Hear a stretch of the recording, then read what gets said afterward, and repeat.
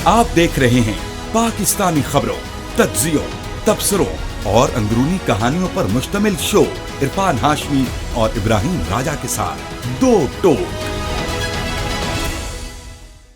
बिस्मिल्लाहिर्रहमानिर्रहीम। अस्सलाम कुरान से मैं इरफान हाशमी स्टूडियो से आपसे मुखातिब हूँ और हमारे साथ मौजूद हैं इब्राहिम राजा साहब। राजा साहब अस्सलाम वालेकुम। वालेकुम अस्सलाम।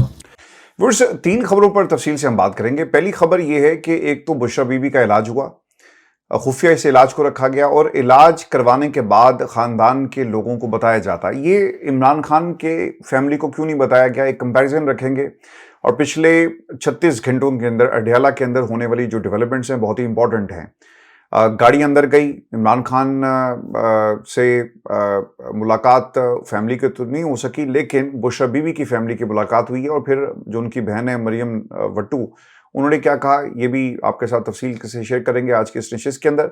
और फिर इसके साथ साथ पाकिस्तान में ये जो हुकूमती हलके हैं, इन हलकों में इस वक्त पाकिस्तान तहरीक इंसाफ के साथ मुज़ाकराती अमल की एक बात की जा रही है और बैरिस्टर गौहर एक्टिव हैं और ख़ानदान के लोगों को मनाने की कोशिश कर रहे हैं कि वो तनकीद मत करें और हम कोई रास्ता निकालेंगे। इससे पहले रास्ते निकले, क्या हुआ, इसका भी एक जायज़ा लेंगे आज के इस नशिस्त के अंदर। और फिर कुछ जो इंटरनेशनल डेवलपमेंट्स हुई हैं, डोनाल्ड ट्रंप और खान साहब ने 2019 में कश्मीर की सालिसी का जो मामला उठाया था, उसे भी आज बड़ी तफसील के साथ डिस्कस करेंगे अपने इस प्रोग्राम में। लेकिन व्यूअर्स, हमेशा की तरह मेरी आप तमाम सुनने और देखने वालों से दरख्वास्त है कि आप चैनल को जरूर सब्सक्राइब करें। ये पाकिस्तान में जो हम बार बार आपको कहते हैं, इसकी एक वजह ये है कि इंडिपेंडेंट आवाज़ें तो ख़त्म हो गई, मार दी गई। कोई इंडिपेंडेंट आवाज़ को ना नौकरी देता है, ना कोई बर्दाश्त करता है, ना अफोर्ड कर सकता है।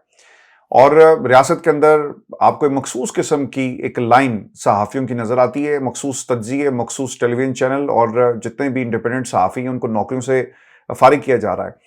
तो ऐसे चैनल्स को ज़रूर सब्सक्राइब करें जो अपने बलबूते पर ये तमाम खबरें आप तक लेकर आते हैं और इसका हिस्सा बने। ये कमीशन है, ये एक कमिटमेंट है पाकिस्तान की जमहूरियत के साथ, पाकिस्तान के निज़ाम के साथ और उन आवाज़ों के साथ जो पाकिस्तान में 78 बरसों में हमें हमेशा दबाई जाती हैं। आप उन आवाज़ों के अंदर अपनी आवाज़ को शामिल करें। राज साहब, पाकिस्तान में ये जो कुछ हो रहा है आपने देख लिया होगा और हम तो इस पूरे अगर ये कहा जाए कि जबर को पिछले 5-6 सालों से बर्दाश्त कर रहे हैं और आपने भी किया, मैंने भी किया और बहुत सारे ऐसे वाक़यात हुए हैं जो इंशाल्लाह हम किसी नशिस्त में ज़रूर इस पर तफसील से बात करेंगे। राज साहब, हैविंग सेड दैट, आपने ये जो 36 घंटों की जो डेवलपमेंट्स हुई हैं, इसमें एक डेवलपमेंट ये देखी होगी कि बुशरा बीबी की आंख रेटिना डिटैचमेंट का ये मामला है और उनका एक ऑपरेशन हुआ। इससे पहले राज साहब खबरें आ रही थी कि बुशरा बीबी की तबीयत ख़राब है, जेल के अंदर कुछ लोग गए, डॉक्टर्स की टीम, और जाकर उन्होंने चेकअप भी किया और उसके बाद ये मामला बताया जाता है कि इतना संजीदा हो गया कि उनकी आंख का ऑपरेशन करना पड़ा। अच्छा, कुछ ना कुछ राज साहब खाने में है, कुछ ना कुछ ग़िज़ा का मामला है। इससे पहले भी हार्पिक और मिर्चों वाला खाना बुशरा बीबी को दिया गया, टारगेट था बुशरा बीबी। नज़र ये आता है कि उनको दबाव मिलाने के लिए, तकलीफ देने के लिए इमरान खान को ये सब कुछ किया जाता है। अब खबर ये आ रही है कि सर्जरी के बाद बुशरा बीबी की इमरान खान से मुलाकात करवा दी गई है राय साहब, और इमरान खान ने बुशरा बीबी से उनकी सर्जरी से मुतल्लिक बातचीत की। बुशरा बीबी और इमरान खान की मुलाकात 40 मिनट तक जारी रही। बुशरा बीबी को फैमिली की जानिब से कुछ ज़रूरी सामान भी पहुंचा दिया गया है। बुशरा बीबी की तबीयत अब कैसी है? मरियम वट्टू ने कहा कि उनकी तबीयत ठीक नहीं, उन्हें 2 से 3 दिन अस्पताल में रखना चाहिए था, वो तकलीफ में थी, पहले ही उनके इलाज में ताख़ीर की गई, उन्हें रात को अस्पताल मुंतकिल किया गया, सर्जरी की गई तो पास ख़ानदान का कोई फ़र्द उनके मौजूद नहीं था। बुशरा बीबी कई दिन से शदीद तकलीफ में मुब्तला थी, लेकिन स्पेशलिस्ट को नहीं बुलाया गया और कल से उनकी आंख की नज़र बिल्कुल चली गई थी और जेल में उनके सेल में चूहे और कीड़े होते हैं। ये इंकशाफात किए गए राज साहब। चूहे, कीड़े और जानवर जो बाहर पाकिस्तान में हमें इस निज़ाम को मरोड़ते तोड़ते रोज़ाना शब खून मारते हुए नज़र आते हैं। आपको पता है कि आज एक टेलीविज़न चैनल की वेबसाइट के ऊपर सब एक खबर लगी हुई थी, बड़ी इंटरेस्टिंग खबर है। उस खबर में लिखा हुआ था कि एक कमेटी बनाई जा रही है, एक इदारा होगा, एक कमेटी होगी। अब उसका फंक्शन क्या है कि पाकिस्तान में जानवरों पर होने वाला जो जुल्म है उसकी वो मॉनिटरिंग करेंगे ताकि जानवरों पर जुल्म ना हो सके।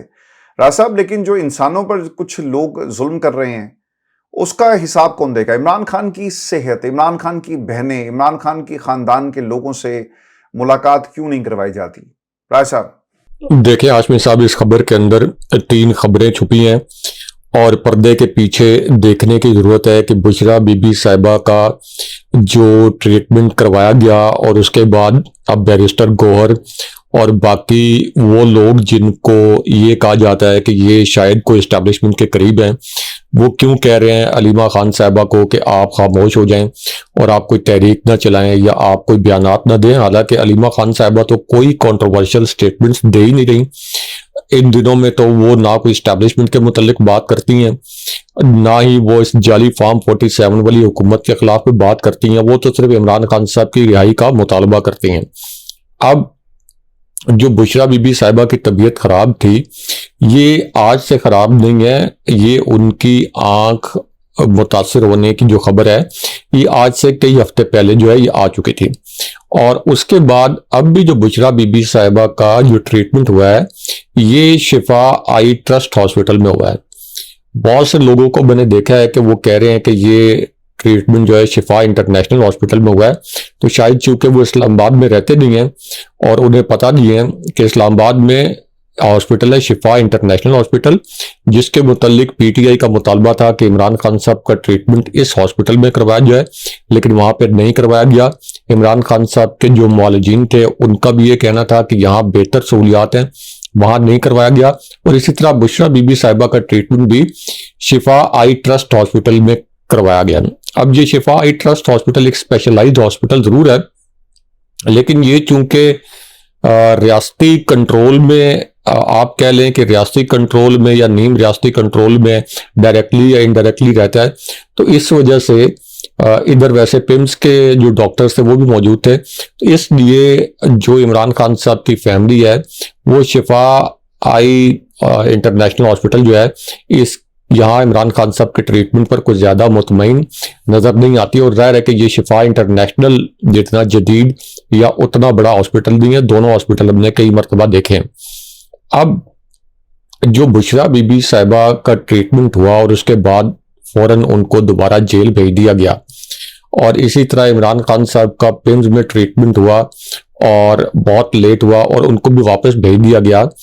तो क्या अब तहरीक इंसाफ या बैरिस्टर गौहर जैसे जो लोग हैं उनका सोल पर्पस क्या सिर्फ ये रह गया है कि बुशरा बीबी साहिबा की आंख का अगर हुकूमत कोई इलाज करवा दे, जैसे ये सर्जरी हुई है, या इमरान खान साहब को जो 3 इंजेक्शन लगे हैं तो कोई चौथा इंजेक्शन लग जाए, या एक आध मरतबा शिफा इंटरनेशनल आई हॉस्पिटल के अंदर इमरान खान साहब का ट्रीटमेंट हो जाए, तो क्या उनकी तहरीक का गोल ये है कि इसके बदले में तहरीक इंसाफ कोई तहरीक ना चलाए, पीटीआई कोई तहरीक ना चलाए, कोई धरना ना दे, कोई लॉन्ग मार्च ना करे?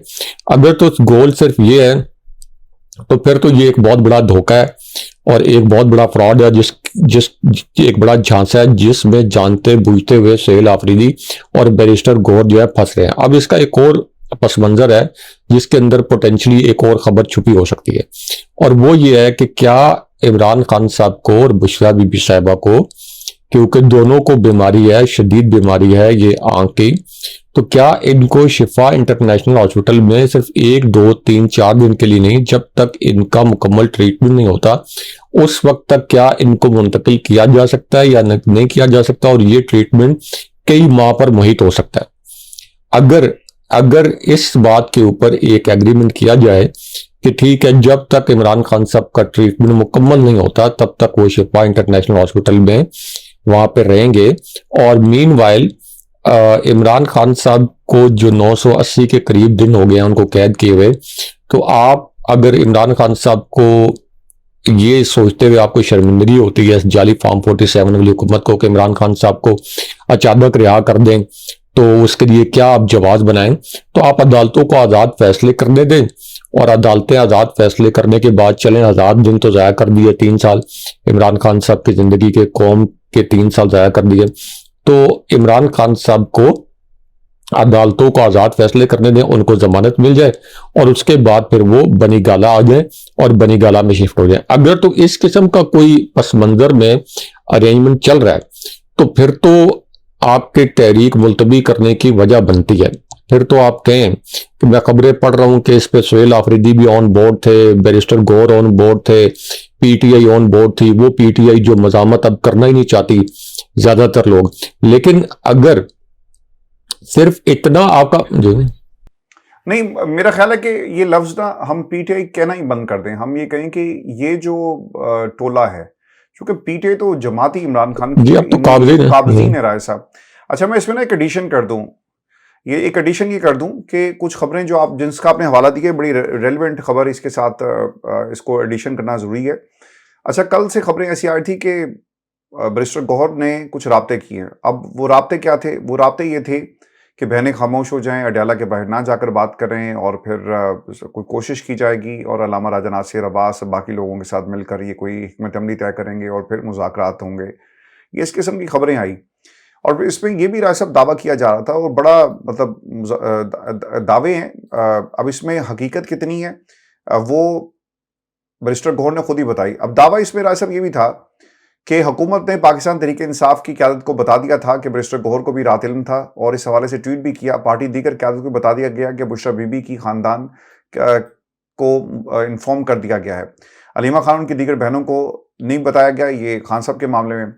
फिर राय साहब इसमें एक और दावा ये किया जा रहा है कि कल रात यानी इस्लामाबाद और रावलपिंडी में तमाम बस ये जो एक सिचुएशन बनी हुई थी लॉ एंड ऑर्डर की, उसमें इन्होंने ये तमाम मेयर्स जो हैं वो लिए हैं इस्लामाबाद को बंद करने के हवाले से। खैर उसकी भी एक तरदीद आ गई कि ऐसा कुछ नहीं हुआ, लेकिन जो सवाल मुज़ाकरात के हवाले से है कि बहनों को भी मनाया गया, अल्लामा राजा नासिर अब्बास साहब को भी मनाया गया, महमूद खाना चकजई को भी मनाया गया, और इन तमाम लोगों को ऑन बोर्ड लिया गया है कि आइंदा अडयाला के बाहर जाकर कोई बात नहीं करेंगे। अच्छा, अब इसका रिएक्शन क्या है? वो मैं खबर देख रहा था जिसमें रिएक्शन जो है वो दिया गया।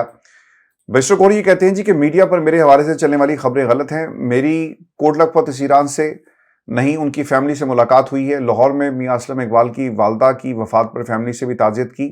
पार्टी के 80 रहनुमाओं की फैमिली से मिलना और नूरीन खान साहिबा से मुलाकात करना, मुज़ाकरात पर फैमिली को कायल करने की बात नहीं हुई। ताहम खान साहब बुशरा बीबी की सेहत पर तशवीश का इजहार किया और बुशरा बीबी और खान साहब की रिहाई के लिए जारी कोशिशों को अमली जामा पहनाया गया। साहब, जो चेयरमैन होता है वो क्या ऐसे ही बिहेव करता है? एक काउंसिल्स में जो इलाके की काउंसिल्स होती है, मेरा ख्याल है कि उन यूनियन काउंसिल का जो चेयरमैन किसी ज़माने में हुआ करता था उसकी ज़्यादा अहमियत होगी।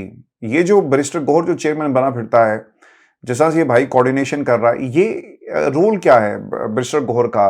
कन्फ्यूजन फैलाना, लोगों को मुतनफिर करना, जमात को डिरेल करना और तहरीक को रोक के रखना कि तहरीक चल ना पाए। आज देखिए पाकिस्तान तहरीक इंसाफ जो इमरान खान की जमात है, और ये सारे काबिजीन इस जमात को ख़त्म करने पर तुले हुए हैं। आपको नहीं लगता कि इस किस्म की जो बातें हुई हैं कहीं इनको खतरा लग गया कि अगर हमने जाकर बात ना की और ना साथ बैठे तो हमें तो ये फारिग कर देंगे, हम ये जो इमरान खान की जमात के ऊपर कब्जा करके बैठे हुए, ये कब्जा जो है छुड़वाने वाले आ जाएंगे, असल वारिसीन जो है इस जमात के।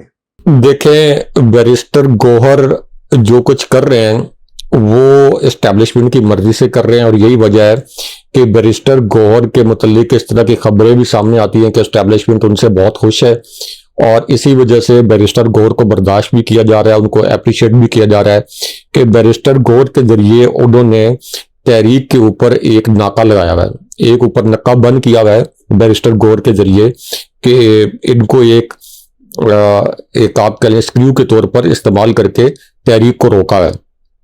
अब इस पूरी सिचुएशन में जिन मुज़ाकरात की बात की गई है कि जी ये मुज़ाकरात होंगे इसलिए कोई तहरीक वगैरह नहीं चलानी चाहिए, वो मुज़ाकरात कहाँ पे हैं, यानी ग्राउंड पर कहाँ पे हैं? क्या कोई मुज़ाकराती टीमों का ऐलान हो गया?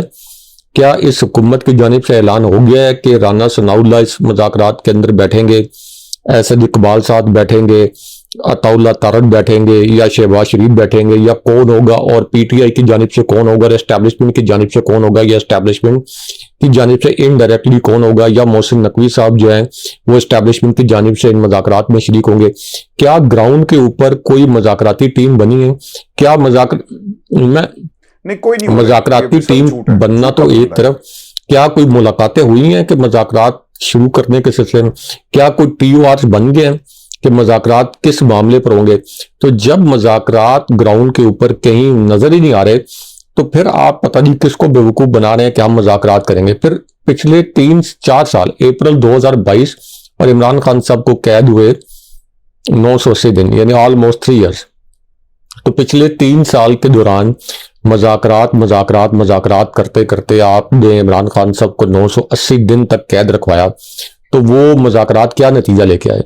नतीजा तो एक ही दफ़ा निकला था और निकलने वाला था जब नवंबर 2024 का इस्लामाबाद के अंदर लॉन्ग मार्च हुआ था, जब ख्वाजा आसिफ कामती आवाज़ के साथ एक बड़े चैनल पर बीपर दे रहे थे कि हमें लगता है कि रियासत के अंदर से, यानी एस्टैब्लिशमेंट के अंदर से इनको कुछ मदद मिल गई है और अब कुछ भी हो सकता है। यानी उनको ये खतरा था कि ऐसा भी हो कि एस्टैब्लिशमेंट अब मजबूर होकर कोई इकदाम ऐसा उठाए कि कहें कि चलें ठीक है, अब नया इलेक्शन होना चाहिए और इमरान खान साहब की रिहाई होनी चाहिए। अब इसके अंदर एक नई सिचुएशन ये है कि जिस किस्म की रीजनल हैपनिंग हुई है, जिस तरह से पाकिस्तान ने सालसी करवाई है और जिसको पूरी दुनिया के अंदर जिसको सराहा जा रहा है, तो अब एक आलमी सतह के ऊपर हमारा एक इमेज इस सालसी की वजह से बना है।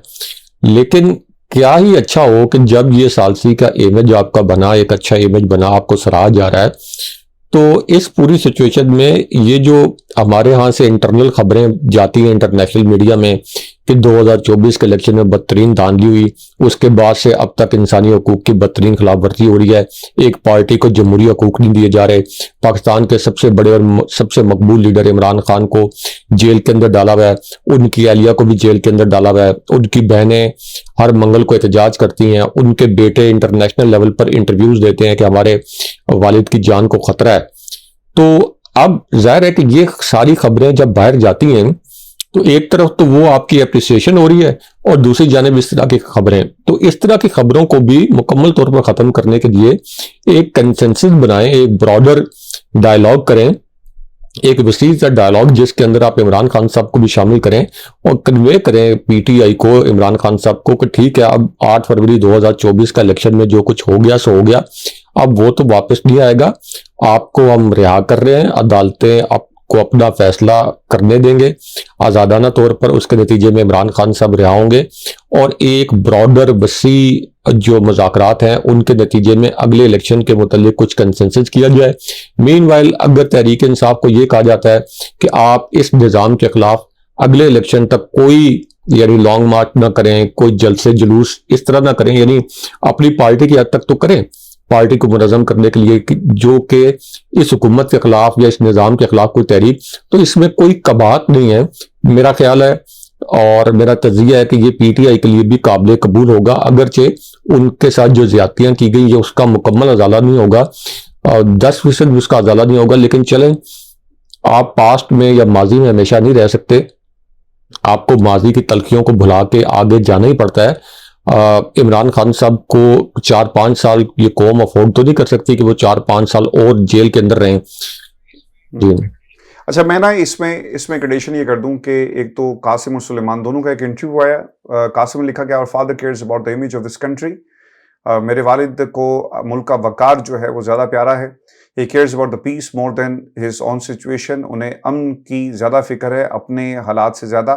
ही decided to call off the protest of his party recently while talks were taking place in Islamabad. Suleman Khan ने कहा कि जब इस्लामाबाद में टॉक्स हो रही थी तो उन्होंने उन जो एहतजाज है या जो जलसे हैं उनको कॉल ऑफ कर दिया। ऑब्वियसली इसका एक जेस्चर जो है वो खान साहब ने भी दिया रहा है। सब हैविंग सेड दैट, सुलेमान ने जो बातें की हैं और इसके साथ साथ कासिम ने भी एक उसी इंटरव्यू में जो खान साहब के हवाले से जो सिचुएशन बनी उसका वो जिक्र जो है वो ITV को उन्होंने एक इंटरव्यू दिया। ITV independent TV news network है बरतानिया का, जिस तरह BBC है इसी तरह ITV इंडिपेंडेंट टीवी है, यहाँ का दूसरा बड़ा न्यूज़ नेटवर्क और एंटरटेनमेंट नेटवर्क है। वहाँ पे एक और इंटरव्यू कासिम का भी कहते हैं कि Imran Khan sons have given an interview to ITV stressing that they are at this point desperate for their father to receive the medical treatment। देखिए, एक लाइनर ये है कि हमारे वालिद को मेडिकल एक्सेस दिया जाए। ये जो मुज़ाकरात की बातें राय साहब हो रही हैं, पार्टी मैंडेट, राय साहब इसकी अब कोई हैसियत नहीं रह गई। पाकिस्तान में हुकूमत को एक्सटेंशन मिल जाएगी, निज़ाम को एक्सटेंशन मिल जाएगी और लोग वो ये कर भी रहे हैं, उसके ऊपर काम शुरू हो चुका है। कल हमने इसी प्लेटफॉर्म पे तफसील से बात की।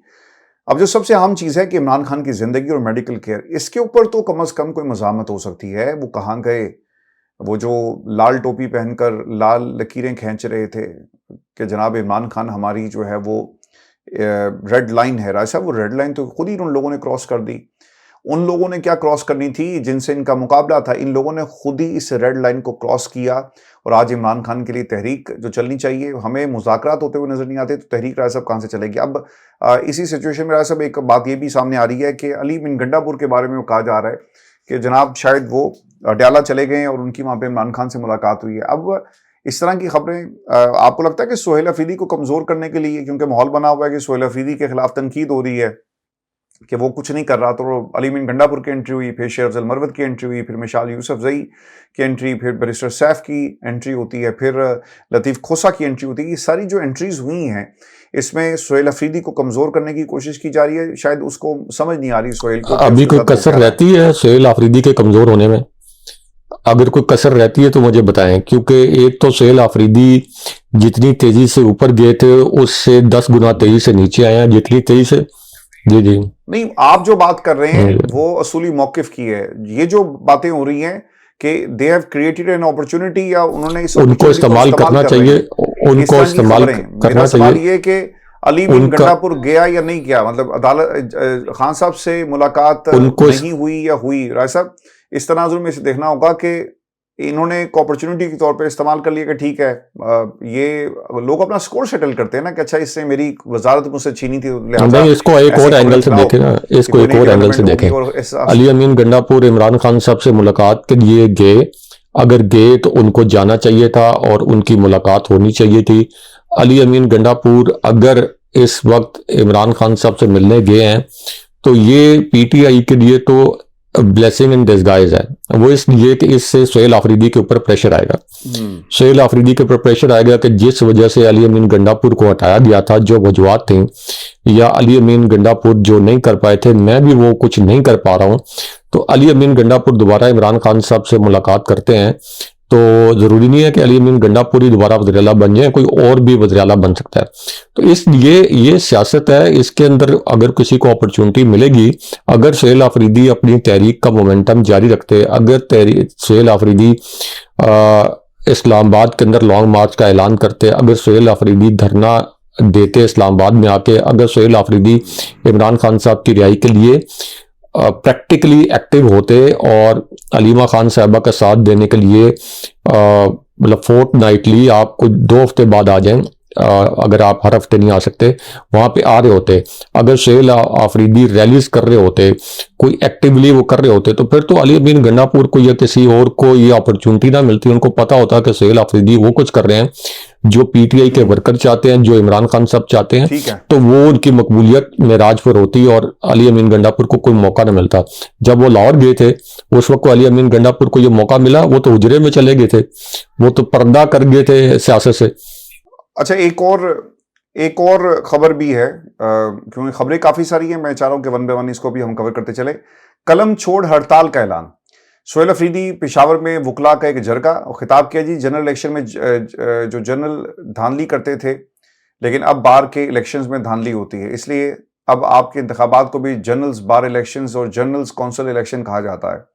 अगर हम हाथ पर हाथ धरकर बैठे रहे तो पाकिस्तान में जिसकी लाठी उसकी भैंस होगी और बहुत देर हो जाएगी। जिसके हाथ वक्त ताकत है उसी के हाथ में कानून होकर हम ये बर्दाश्त नहीं कर सकते। आज के वकला जरगे पर हमें सुप्रीम कोर्ट और हाई कोर्ट के जजेस ने मजबूर किया था कि वो चाहते थे कि हम मज़ाहमत करें, और मज़ाहमत की ताकत काले कोर्ट के हाथ है। मैं जब वज़ीर-ए-आला बना तब मैं 3 जजेस का हुक्म हाथ में लेकर कई मरतबा अडयाला जेल अपने लीडर से मिलने गया। 3 जजेस के हुक्म को सुप्रिटेंडेंट ने रद्दी की टोकरी में फेंक दिया। ये मेरी कमजोरी नहीं, ये जजेस की कमजोरी है। मैं बंदूक या डंडा नहीं उठा सकता, मैं आइन और कानून के मुताबिक चलूंगा, लेकिन अगर जजेस का हुक्म नहीं मानता तो मेरी और आपकी या इन जजेस की क्या हैसियत रह जाती है। जिस रात मैं इन जजेस का ऑर्डर लेकर सारी रात अडयाला के बाहर बैठा था, मैं सोचता रहा कि कोई गैरतमंद आएगा और मुझे मेरे लीडर से मुलाकात करवा देगा, लेकिन सब के सब बगैरत हो चुके। मैं रोजे की हालत में रमजान में 3 घंटे इंतजार करता रहा, इस्लामाबाद हाई कोर्ट गया, सब जगह चला गया, खत लिखे, लेकिन किसी ने हमारे खतूत का और हमारी जमात को मुसलसल दीवार के साथ लगाया गया। हमें कहते थे कि आप इंतशारी सियासत करते हो, 1.5 साल हो गए, हमने कोई एहतजाज नहीं किया, इसके बावजूद हमारे साथ बुरा सलूक किया जा रहा है। मेरा लायमल बहुत सख्त होगा, जिस धज से कोई मकतल में गया वो शान सलामत रहती है। ट्रकों वाली शेर ज्यादा पड़ते हैं। वकला ये तो चलो एक डिसेंट शेर है जी।